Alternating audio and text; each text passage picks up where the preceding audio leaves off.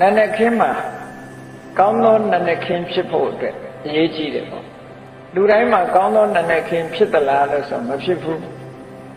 အိယာကနိုးထလာတဲ့အချိန်ကစပြီးတော့နှုတ်ခမ်းကြီးစူးလို့မျက်နှာကြီးအောက်သိုးသိုးနဲ့နေတဲ့ပုဂ္ဂိုလ်ဘယ်လိုလုပ်ကောင်းသောနာနဲ့ခင်းဖြစ်မဖြစ်ဘူးတောကတွေရင်ထဲမှာပူလောင်မှုတွေနဲ့စိုးရိမ်မှုတွေနဲ့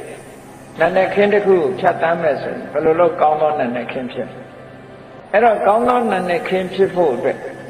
စိတ်ချမ်းသာကိုယ်ချမ်းသာနဲ့ကိုယ်ရင်ထဲနှလုံးထဲမှာအပြစ်ကင်းတဲ့သဘာဝတရားတွေဖြစ်အောင်လုပ်နိုင်မှကောင်းသောနာနဲ့ခင်းဆိုတာဖြစ်တယ်ဟောလူတွေဆိုတာမနဲ့မိုးလင်းလာလို့ရှိရင်နံပါတ်1မလုပ်မယ်ဆိုတာတွေးကြတယ်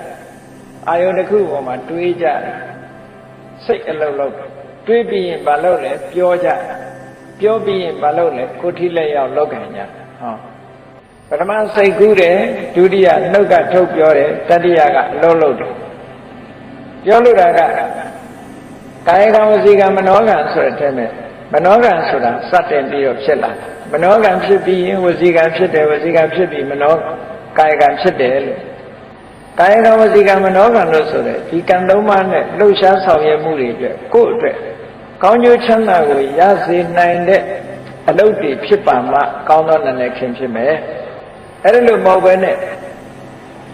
နာနဲ့ခင်းဖြစ်သားတဲ့အခါမှာ